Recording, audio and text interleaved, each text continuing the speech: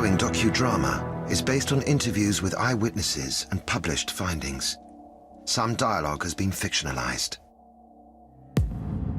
April 22nd, 1997, Lima, Peru. Peruvian Special Forces prepare to storm the Japanese ambassador's residence. At stake, the lives of 72 men held hostage by a revolutionary guerrilla movement. A deadly game is in play for the lives of the hostages. ¿Qué es? Se llama ajedrez. Es un juego de estrategia. On one side is a desperate man willing to kill for the woman he loves. His adversary, a ruthless and corrupt political czar. And at the heart of the siege, the man who risks his own life to become a hero. Procedan.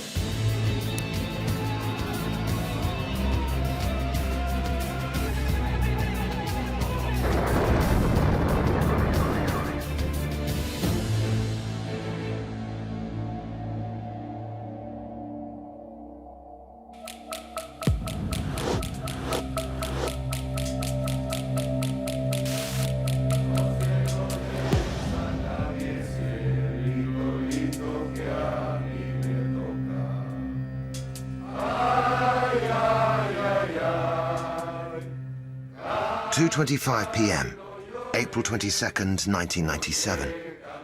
This is the story of the last hour of the last day of a siege that lasted 4 months. In December 1996, the Japanese ambassador to Peru hosted a pre-Christmas cocktail party for Lima's elite. Among the 600 guests was British journalist Sally Bowen. We were talking around the idea of whether Peru was now really a neoliberal paradise or whether there could be remnants of terrorism still around, when suddenly there was a loud bang. I think all came to more or less the same conclusion, that it was probably a small car bomb, maybe in the street, until suddenly the firing started. I remember just trying to imagine what it would feel like when the bullet hit flesh.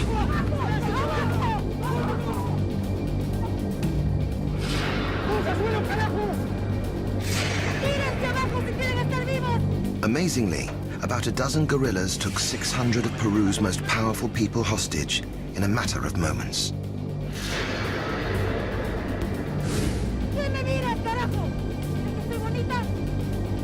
Two of the guerrillas were teenage girls. They were also explosive experts. That night, they mined the doors. The hostages were sealed in the guerrillas' trap. I managed to get a sort of sideways look, and I could see 3 guerrillas in black knitted hoods over their heads.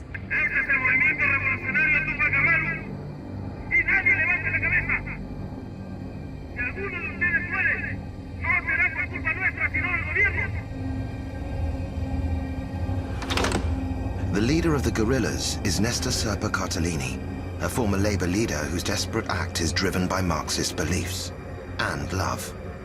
His wife is a political prisoner in Peru, and he wants to exchange his hostages for her release. The Tupac Amaru Revolutionary Movement, or MRTA, has a deadly history of kidnapping and killing their hostages. This Tupac Amaru video shows the guerrillas hid in an ambulance, drove to the back of the Japanese ambassador's garden, and blew a hole in the wall. They seized the building in minutes. The fact that 14 guerrillas could take over a heavily guarded embassy residence where there were about 600 guests is really nothing short of extraordinary. Serpa was shrewd.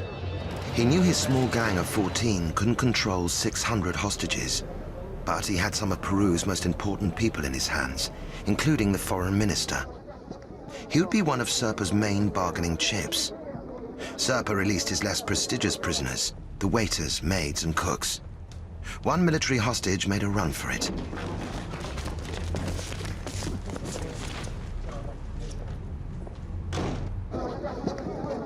The Tupac Amaru next released all the women. Before journalist Sally Bowen left, she managed to get an interview with the guerrillas' leader. I asked him what his objectives in the action were. He wanted to gain the release of MRTA prisoners, who he considered to be prisoners of war. He said that the prison conditions were inhumane. He said, for example, that children of somebody who was imprisoned on a terrorist charge were never allowed to touch their parent. So he said, this is what terrorism does. Terrorism is self-sustaining because it breeds hatred. You breed hatred in the children against the system that treats their parents so inhumanely. When I said goodbye to the people I knew, I said, don't worry, I'm sure you'll all be out of here tomorrow. I mean, I could not have been more wrong. Peruvian President Alberto Fujimori refused to give in to the guerrillas' demands. No se puede hablar de paz ni de acuerdo mientras se utiliza el terror como principal argumento. Over the weeks that followed, Nester Serpa released hundreds more hostages in the hope of concessions from the president, but he got none. In January 1997, he dug in his heels. Serpa announced that no more hostages would be released. 72 remained in captivity. Serpa ordered them held on the main floor of the Japanese ambassador's residency. Makeshift mattresses and blankets formed their sleeping quarters. The Peruvian government had shut off all power and water. Hostages and guerrillas alike had little food or drinking water, and no toilets. One hostage was offered his freedom, but refused. Jesuit Father Juan Julio Vict had a clear message for the guerrilla leader. Señor Serpa, soy sacerdote. Mr. Serpa, I am a Catholic priest. I will remain here until the last hostage has left. I stay for solidarity and for moral support. At 2:32 p.m. on April the 22nd, the one man ruthless enough to destroy Serpa prepares to launch his deadly attack, one he has been planning for months. Vladimiro Montesinos is Peru's supreme head of intelligence. The president has secretly ordered him to plan an armed rescue attempt. Montesinos is a very ruthless man. He's very calculating, can be chillingly cold. Montesinos had really got control of virtually every element that was important in Peruvian life. Montesinos has earned his reputation as a brilliant but brutal political boss, a man who has risen to power through cunning and fear. He is one of President Fujimori's most trusted aides.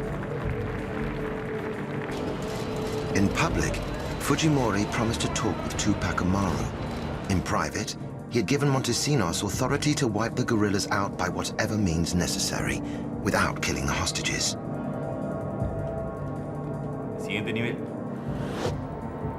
His plan: to build tunnels directly below the Japanese ambassador's residence, to launch surprise commando attacks, and to place a massive explosive directly under the Tupac Amaru's headquarters in the ballroom.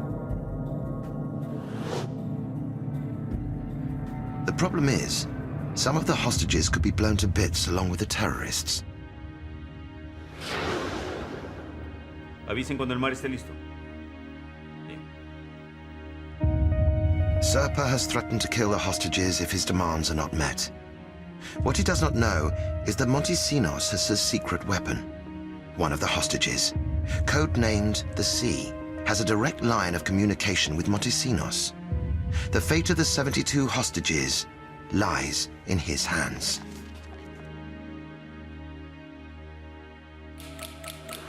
No solo en el pasadizo, por ahora. 16 minutes has passed in the final hour of a hostage siege that has made headlines around the world.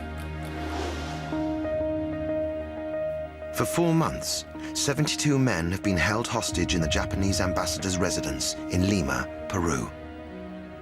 Mid-afternoon, as part of their prison-like routine, they sleep, not knowing when death may come. The 14 Tupac Amaru guerrillas and their leader, Nester Serpa, have slipped into their own routine. Lunch, courtesy of the Red Cross, and football matches in the Japanese ballroom.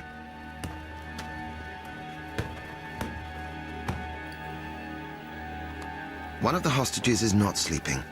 He is Admiral Luis G.M. Pietri, a career military man and counter-terrorism expert. He was a founder member of Peru's Special Forces. For the 4-month siege, he has been muttering away over his Bible. The young guerrillas think he's gone slightly mad. What they don't know is that his Bible hides a transmitter allowing him direct communication with intelligence chief Vladimiro Montesinos. Es el mar. Son 14:43. Aún no han comenzado. Los chanchos a jugar. Informaremos apenas esto se dé. GM Pietri's transmitter was smuggled into the Japanese ambassador's house in a Red Cross supply package. He also has found a pager so that Montesinos can silently respond. Por mi formación militar, yo nunca me consideré un... Being a military man, I never considered myself a hostage. I was a prisoner of war. Montesinos saw his opportunity when the Red Cross gained access to the hostages. The Red Cross was allowed inside the embassy to deliver food, water, and medicine. Unbeknown to them, the government had hidden microphones among the deliveries. A través de los termos. Microphones came in inside thermos flasks, in brooms, in boxes of fruit, even in portable toilets and religious articles, picture frames, anywhere they could put a tiny microphone. In all, 800 microphones were hidden in strategic positions around the building, letting Montesinos overhear every word that was spoken. GM Pietri needed to find a way to receive messages from the Special Forces commandos in the tunnels below. One of the hostages had managed to hide a pager in his pants. Él se acercó a mí y me dijo, almirante, a todos nos habían requisado los beepers. He approached me saying, Admiral, they took our beepers and our cell phones, but he'd been able to hide a beeper in his crotch. GM Pietri's task is to signal to Montesinos when Peruvian Special Forces should attack, with maximum damage to the terrorists and minimum loss of life to the hostages. The troops have been waiting since dawn, the previous day. ¿Cuál es su condición? Aún en espera, señor. Mis hombres han estado en alerta durante casi 32 horas. Solo esperen. Esperen la orden.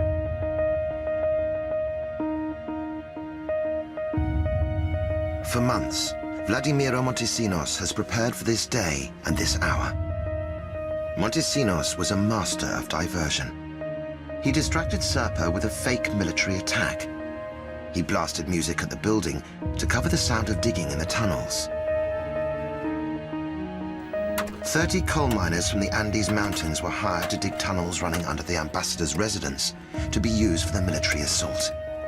They worked 24 hours a day, 3 meters below the ground.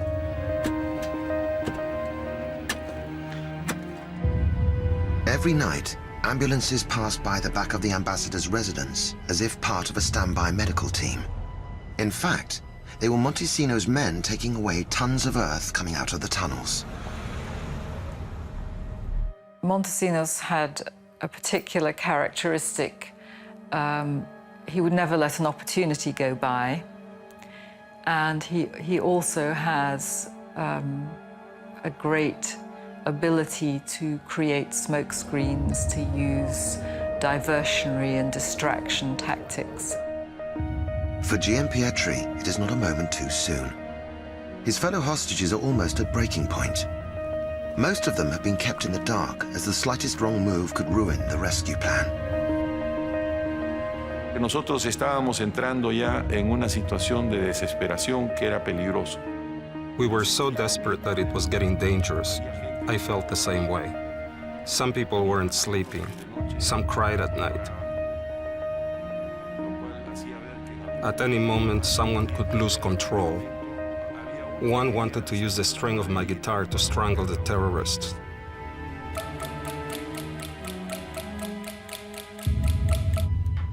Downstairs, time is also wearing on Serpa's young guerrillas. Tito, trae la pelota.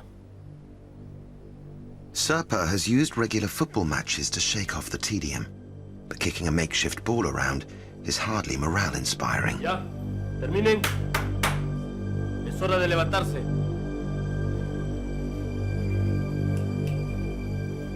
Today's game could be the moment Gianpietri has been waiting for. El chancho y los tres chanchitos están abajo. Todavía no han comenzado el fútbol, pero se supone que lo harán dentro de algún momento. Confirmo esta información. Son 14:49.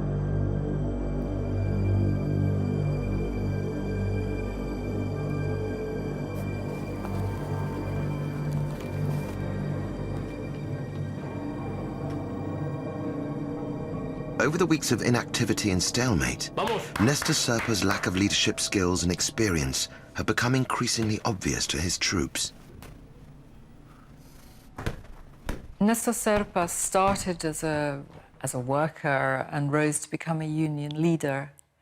And he had a very traumatic experience with a strike that he was involved in 1979. When the police intervened, 7 of his comrades were shot. Serpa joined the MRTA, which was a sort of classic left-wing Latin American guerrilla group, very much along the Che Guevara line. The MRTA started off robbing banks to get money. They did a number of Robin Hood-type activities. By 1997, the Tupac Amaru Revolutionary Movement had been defeated. Over 600 were in jail. Serpa's aim was to free his comrades and relaunch their Marxist cause. At the beginning of the siege, Serpa offered to free the hostages in exchange for the release of 465 Tupac Amaru guerrillas. Over the months, that demand fell to just 20. One name always topped the list. Right to the end, Serpa insisted on freedom for Nancy Gilvonio, his common-law wife. I think for Serpa, Nancy Gilvonio was an absolute key piece. I don't think he was going to leave the embassy without some assurance that Nancy was going to be freed. Serpa had written a letter to his young son. Mi querido enano, si algún día salgo de esta residencia japonesa, será porque conseguí lo que ustedes esperan y sueñan con que se haga realidad. My dear little one, if one day I leave this Japanese residence, it will be because I have found what you are hoping and dreaming of. Having your mother out of prison, coming home to see her, to touch her, to play with her, to be in her arms. If you write to your mother, tell her I love her more than ever. I love you. Your dad. Driven by political belief, ignited by love, Serpa's act was that of a desperate idealist. But more than 3 months of negotiation had led nowhere.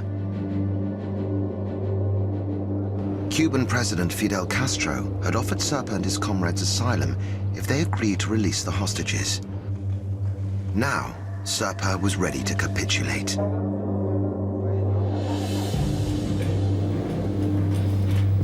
Serpa called a meeting. A microphone hidden on the coffee carafe transmitted every word to Montesinos.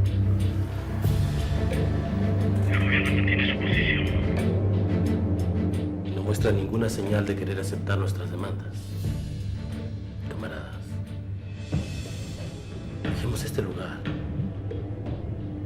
El gobierno de Cuba está listo para recibirnos. Tú eres el líder, ¿no? Se supone que tienes que quedarte hasta el final. Abandonar la residencia sería como capitular ante ellos. Pongamos la voto.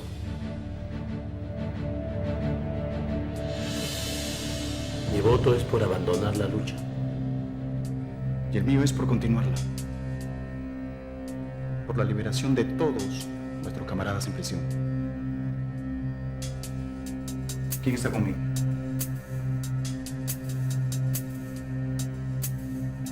Somos 3 contra 1, Serpa. Nos quedamos. The guerrillas were split. The hardline was now in charge. When Montesinos heard this, the final plans for an attack were set in motion. On April the 21st, the day before the end, senior negotiator Archbishop Cipriani went to President Fujimori and asked him just to release Serpa's wife. Fujimori refused. The military option was now the only option. The strain was telling on the young and inexperienced revolutionaries. In desperation, one turned to Father Vict. Una chica miraba por la ventana. I saw one of the girls was looking out the window. When she turned around, she had tears in her eyes. I asked her what was wrong. Padre, a mí me dijeron que esto iba a durar 2 o 3 días. Pero ya han pasado 4 meses. Yo ya no quiero estar acá. Tranquila, muchacha. ¿Cómo hago para salir, padre? Dios perdona nuestros pecados, nuestros errores. Solo Él puede ayudarnos. Vamos a rezarle a la Virgen. Poco a poco comprendieron que éramos gente pacífica.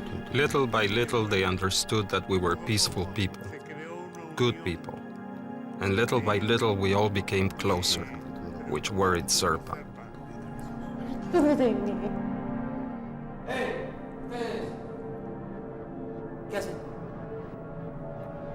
Se compuso.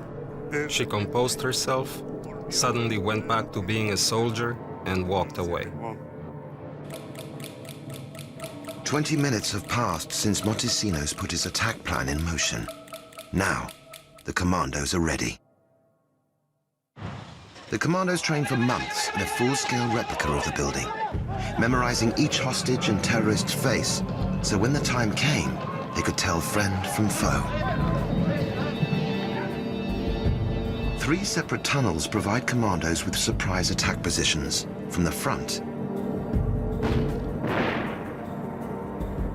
rear,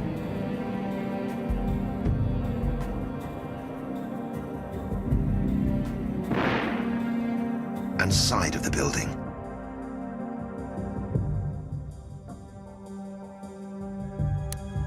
A 4th tunnel leads under the ballroom where the explosives are set.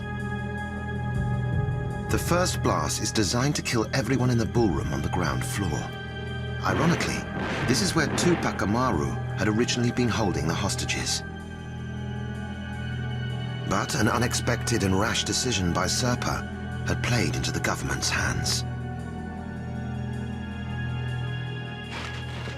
President Fujimori had told the world that he would handle the Tupac Amaru guerrilla takeover with negotiation and diplomacy. He met with the US President Bill Clinton and Japanese Prime Minister in Toronto, promising to bring an end to the siege without bloodshed. So when Serpa heard the tunnels being dug, he realized he'd been tricked by President Fujimori. An angry Serpa faced the press. Nosotros hemos venido escuchando algunos ruidos debajo de lo que podía ser el piso de la residencia en sí, ¿no? Todo indica, digamos, que existe, sin duda, de preparar un ataque militar. Serpa furiously attacked the government and again made threats that the hostages would be killed. TV crews beamed the story around the world. The safety of the hostages was now on a knife edge. But Serpa's next action was a gift for Montesinos. Lo mandó a todos al segundo piso. They sent us all to the second floor. Esa fue la medida que tomó. That's the measure he took. Quedamos apretados. We were all put together on the second floor. Serpa sent the hostages upstairs and grouped his guerrillas downstairs in the ballroom so that they could confront the commandos if they stormed the building. It was a decision that would determine who would live and who would die.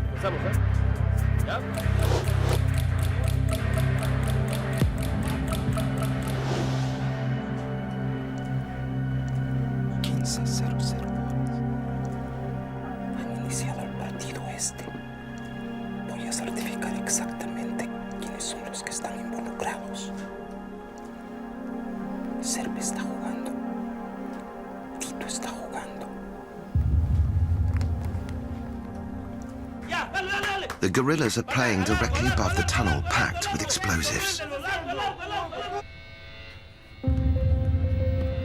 Giampietri signals Montesinos to stand by. But before launching the attack, Giampietri must check that none of the guerrillas are close enough to the hostages to kill them. Upstairs in the next room, these hostages know nothing of the coming attack. Unwittingly, Father Vict invites one of the guerrillas to join him in a game of chess. ¿Quieres jugar? ¿Qué es? Se llama ajedrez. Es un juego de estrategia.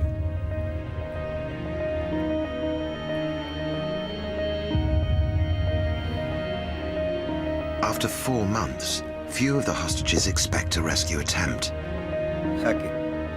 Or for that matter, to live.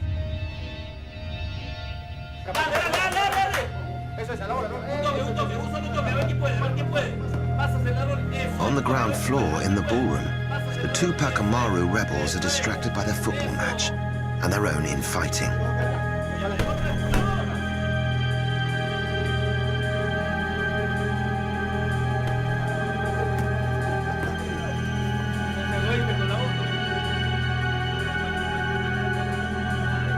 On the floor above, Giampietri waits for an opportune moment to signal the attack.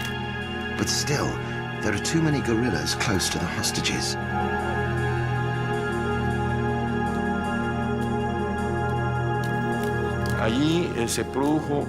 The problem was that Mr. Agura was playing cards with the terrorists. Con los terroristas. Este es mal. 15:05. Los chanchos están en el corral. El chancho de allá. Los 3 chanchitos. Y 4 lechones.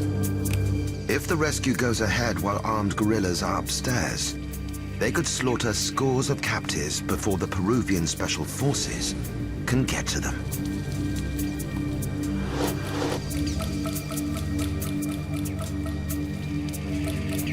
Less than half an hour remains in a drama that has stretched out across 4 months. Most of the Tupac Amaru guerrillas play football in the ballroom of the Japanese ambassador's residence. Upstairs are 72 hostages. Peruvian Special Forces have hidden for a day and a half in tunnels below, waiting for the order to strike. But Government Agent Admiral Luis Giampietri has a problem. There are too many guerrillas guarding the hostages for the rescue to succeed. El comandante nos quiere a todos abajo. Ya, vamos, todos abajo. ¿Qué esperan? Vamos. Then guerrilla leader Nester Serpa sends a message to the guards upstairs to come down and join the football.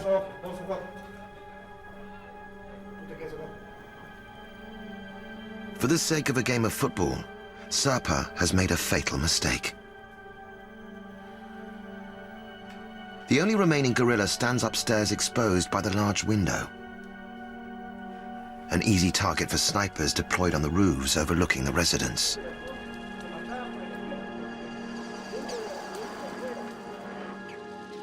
Montesinos' violent assault is primed. No plan is foolproof. But Montesinos has covered every base with admirable cunning.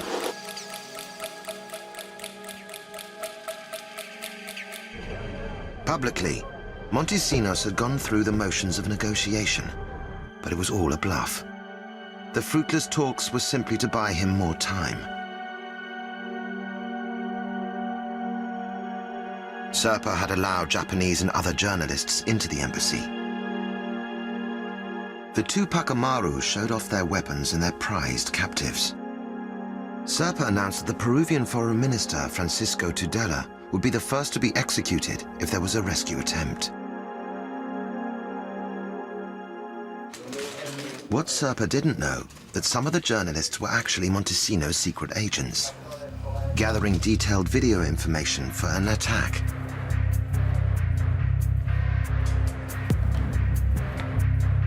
The intelligence chief also needed to be sure that the guerrillas had not mined the ground outside the building. He had ordered hundreds of rats released all around the Japanese ambassador's residence as mine detectors. No mines exploded. Montesinos now knew that he could launch a coordinated attack above ground as well as below.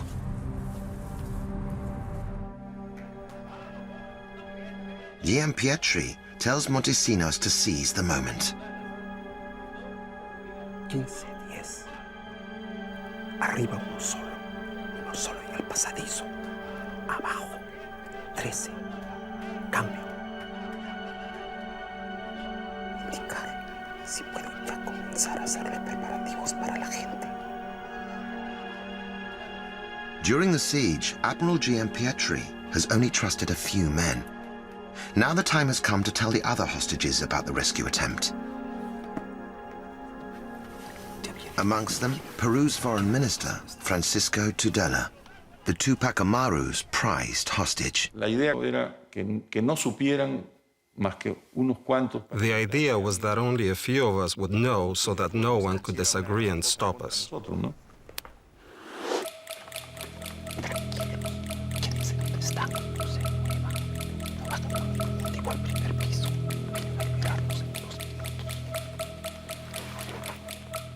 Y les digo, vamos a abrir la puerta.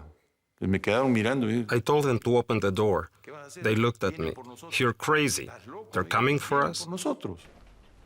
En un momento que bromeábamos con humor sarcástico. There had been sarcastic jokes about being rescued. Y cuando So when I heard we would be freed, I thought it was a joke. For 4 months, Father Vict has preached non-violence. If he helps Giampietri, Father Vict knows many may die, including possibly himself. Now the Jesuit peacemaker must decide which way to jump. Juan Julio, tienes que ayudarme a mover el escritorio. Fue una prueba terrible, pero It was a terrible test, but we decided to resist.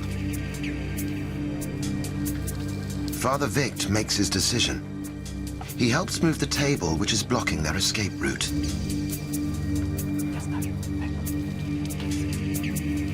The commando's plan is to free the hostages through these terrace doors.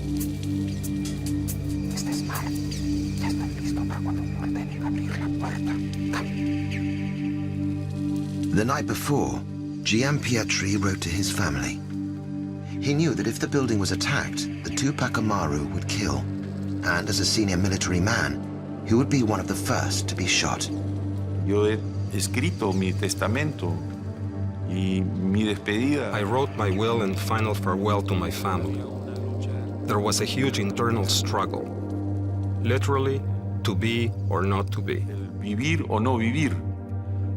En otras palabras, we were all very conscious that the Peruvian state could not give in to terrorism. But at the same time, we all wanted to live. Jugar las dos cosas no era muy fácil. It was particularly difficult knowing that if there was a military attack, at least 40% of us would die. Una operación militar.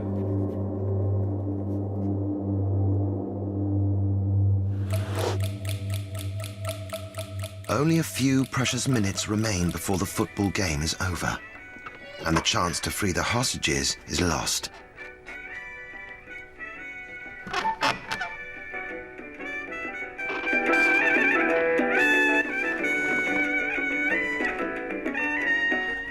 After 4 months, the bolts on the terrace doors have rusted shut.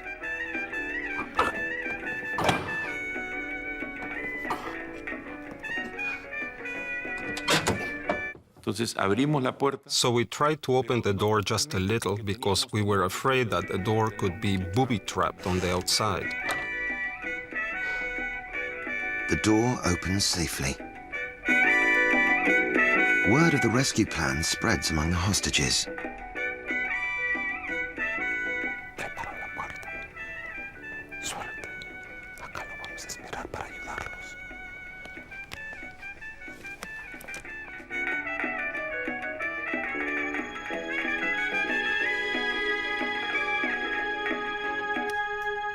The radio is switched off. This is the pre-arranged signal for the hostages to take cover. Y cada cual buscó un lugar donde refugiarse, ¿no? Había habido ya... They each looked for a place to hide. We had a task force ready to put everyone into the rooms. Some of the hostages are Japanese. One doesn't understand Spanish. One of us grabbed him and put him in a room. The window of time is closing fast.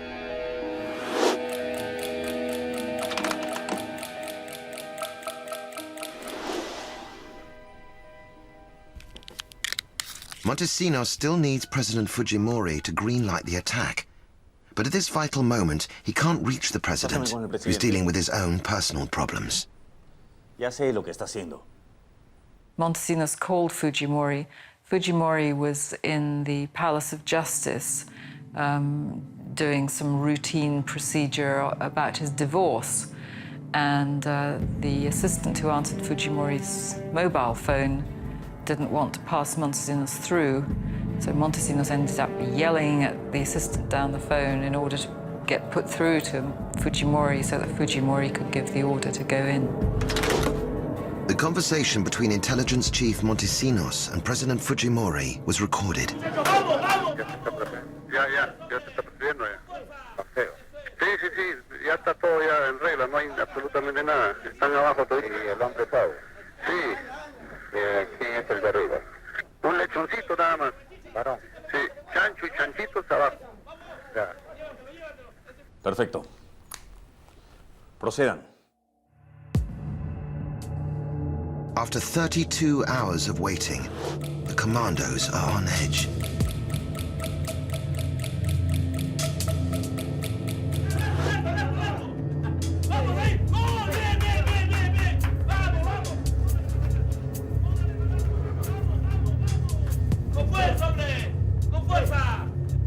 It's now up to Gianpietri to give the code to attack. Mari está enferma. Mari está enferma. Cuando yo terminaba con esa frase, significaba de que todos... When I said that, it meant that everyone was in the rooms, the hall was clear, the terrorists were downstairs, and the doors were open. Estaban abiertas. Father Vict takes refuge against the wall and prays.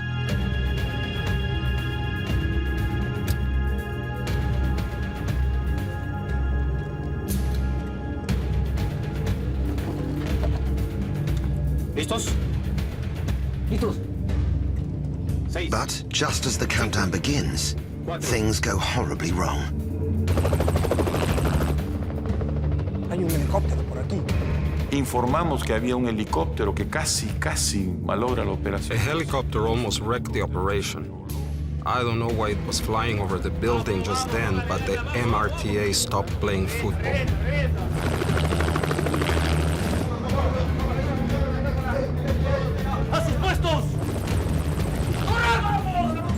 The commando leader has to make a split-second decision. Sigue. 3, 2, 1, dale. The explosives fail to ignite. ¿Qué pasa, carajo? No sé. Y el oficial que estuvo abajo tuvo un tiro seco. When the officer in the tunnel tried the first explosion, nothing happened. But they had backups for everything. Tenían duplicado. A car battery provides a quick, low-tech backup plan. Dale.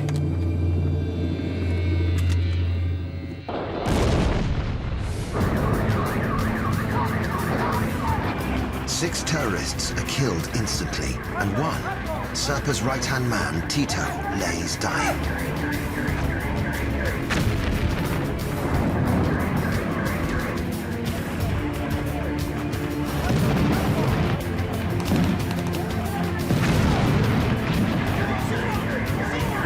Serpa and 7 others run upstairs determined to kill the hostages.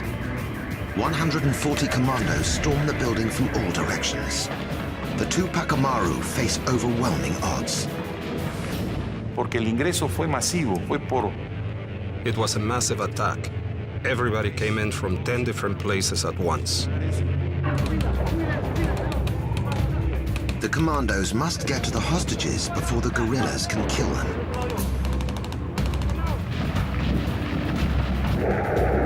The microphone in Admiral Giampietri's Bible records the battle. Nester Serpa is gunned down on the staircase trying to make it to the hostages.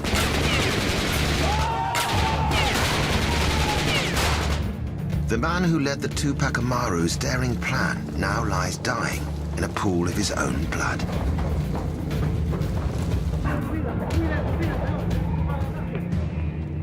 Nosotros siempre supimos que si sobrevivían a cualquier ataque, ellos iban a ir a buscar. We always knew if there was an attack and they survived, they would come and kill us, and that's exactly what happened. Y el encargado de la habitación mía, I saw the terrorist meant for us come into my room with my own eyes. He was looking for their prime target, Tudela. A commando takes the bullet meant for the foreign minister, Francisco Tudela. Tudela escapes, injured but alive.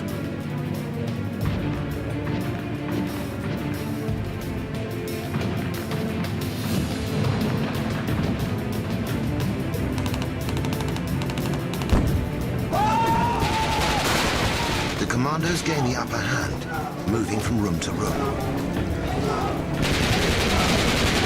Many of the hostages, including Father Vict, are trapped by the crossfire.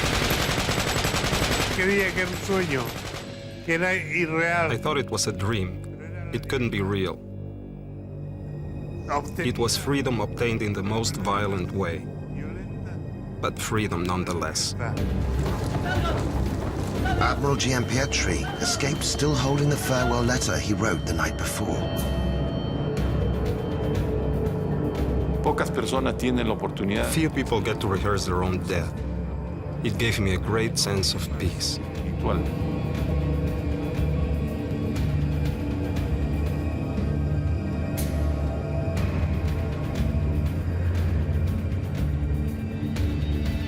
En ese momento, at that moment, I said to myself, I'm alive. I finally knew I was alive. The microphone in Admiral Giampietri's Bible records the end of the siege as the guns fall silent.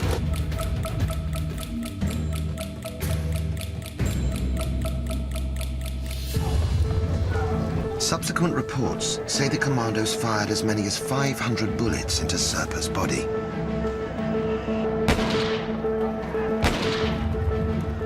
Critics called it an execution-style killing, bitter revenge against the man who humiliated Peru's leadership to a worldwide audience. Whether he died in a gunfight or was savagely executed, the truth may never be known.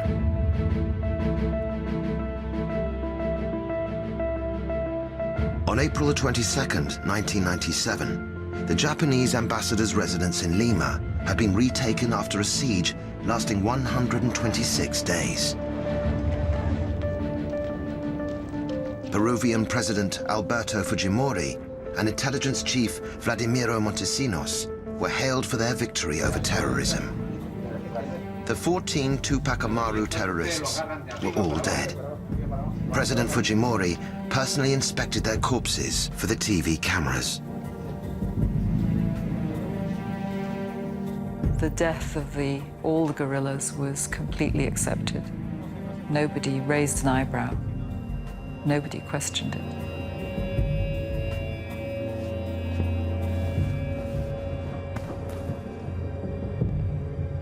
And later, of course, there were various stories that some of the MRTA had surrendered. Nobody much wanted to talk about things like that. Only one hostage was killed. Supreme Court Judge Carlos Giusti Acuña. 2 commandos also died, Captain Raúl Jiménez and Colonel Juan Valer, the man who took the bullet meant for Peru's foreign minister. The Tupac Amaru's violent gamble ended in their own tragedy. The organization effectively died with Nester Serpa Cartellini.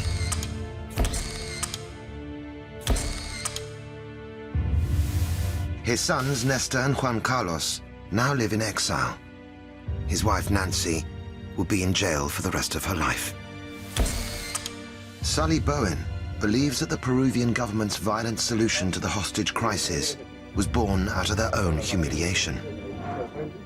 The military and the intelligence services had been made to look stupid. I mean, 14 guerrillas, most of them untrained, most of them very young, who'd come from the jungle, who'd never been in Lima before. And even if they didn't eventually gain their ends, was a real blow to the pride of the armed forces and the intelligence services. And they had to get revenge. Vladimiro Montesinos and President Fujimori were fated as heroes. But in an extraordinary twist, within 2 years, they would become outlaws.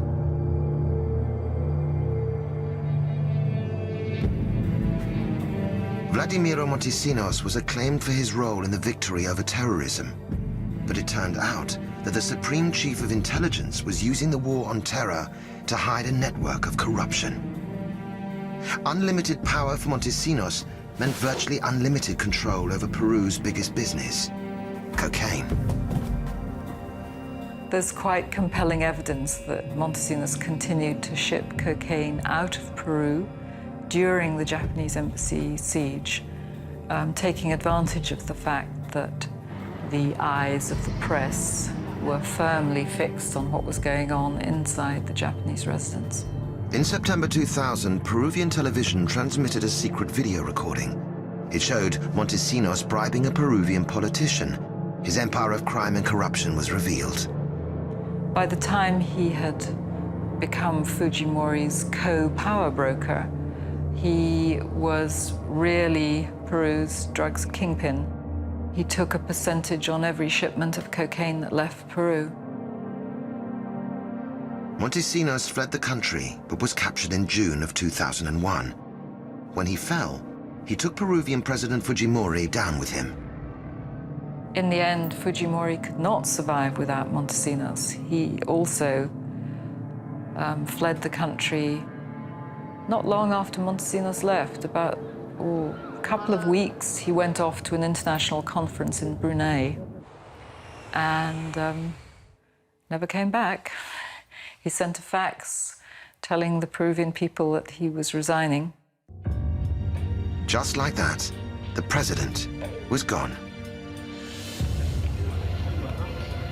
Vladimiro Montesinos remains in a Peruvian prison, awaiting a sentence that will put him behind bars forever. But the jailed cocaine czar's saga may not be over yet. The remnants of his power and the threat, I think, that he could possibly return someday, that he could be released from jail and come and start collecting some of the debts that he thinks that people owe him, remains very present in Peru. Father Vict was awarded Peru's National Human Rights Prize for his support of the hostages. La violencia no solución. Violence is no solution. Violence only breeds violence, hate, resentment, and death. After the siege, Admiral Gianpietri went into politics and was elected Vice President of Peru in 2006. Esto no fue una cosa circunstancial y esa es una de las razones This wasn't a chance thing. Porque creo It was one of the reasons I got into politics. Because I really think that if this country doesn't change, our society could explode. A violent guerrilla, a corrupt henchman, and a deceptive politician. The actions of each of these three men contributed to their tragic downfall. One dead, two disgraced in a countdown to catastrophe. 6 months after the siege, Japanese ambassador's residence was knocked down. Peru wiped away all evidence of a house bathed in blood.